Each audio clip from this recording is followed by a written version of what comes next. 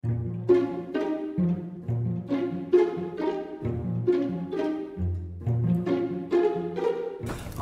how did the president respond to this news about two people who did work for his campaign? He responded the same way the rest of us in the White House have, and that's without a lot of reaction because it doesn't have anything to do with us. Sarah, does the president regret having hired Paul Manafort to be his campaign manager? And is he and the rest of the White House concerned that this issue will distract from tax reform and the other domestic policy and foreign policy? We're not worried about it distracting because it doesn't have anything to do with us, because this is something that is action that took place outside of the campaign or campaign activity. And as far as whether he regrets having hired him to be a campaign manager? I didn't ask him that question specifically. But doesn't it speak to the president's judgment that he would choose to have these two individuals in very high positions, having allegedly committed these crimes in the years leading up to their roles? These were seasoned operatives, not, you make it sound like they were, regular offenders that have been in massive amounts of trouble. These were seasoned operatives that worked on a number of campaigns. Paul Manafort was brought in to lead the delegate process, which he did, and was dismissed not too long after that. And the president has no regrets. Again, I didn't ask him that question specifically.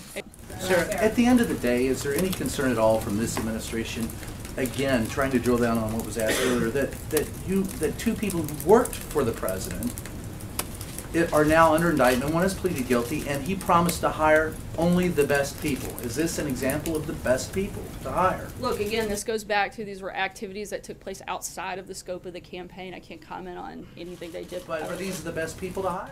Look, the president hired Paul Manafort to handle the delegate process, which he did, and he was dismissed not too long after that. You know, we have heard a couple of tweets from the president. If you can help me understand, when he says, why aren't crooked Hillary and the Dems the focus, is the president saying that Special Counsel Mueller should really be investigating Hillary Clinton and the Democrats? But look, today's announcement has nothing to do with the president, has nothing to do with the president's campaign or campaign activity. The real collusion scandal, as we've said several times before, has everything to do with the Clinton campaign, Fusion GPS, and Russia. There's clear evidence of the Clinton campaign colluding with Russian intelligence to spread disinformation and smear the president to influence the election. We've been saying from day one there's been no evidence of Trump-Russia collusion, and nothing in the indictment today changes that at all. But the George Papadopoulos agreement is about the campaign. It is specifically about the campaign. It has nothing to do with the activities of the campaign. It has to do with his failure to tell the truth. That doesn't have anything to do with the campaign or the campaign's activities. But it is the clearest evidence yet of ties between the Trump campaign and Russian officials. So. Again, there are no activities or official capacity in which the Trump campaign was engaged in any of these activities. Most of them took place well before the campaign ever even existed. John? Sarah, can you just explain what George Papadopoulos' role with the campaign was? It was extremely limited. It was a volunteer position. And again, no activity was ever done in an official capacity on behalf of the campaign. Major? Sarah, just so we have the terminology straight, when you say George Papadopoulos had no official capacity, what do you mean by that? I mean, he was a volunteer on the campaign and a volunteer member of an advisory council that met one time. So his activities were entirely of his invention. No one asked him to do any of these things. Is that what you're telling the American public?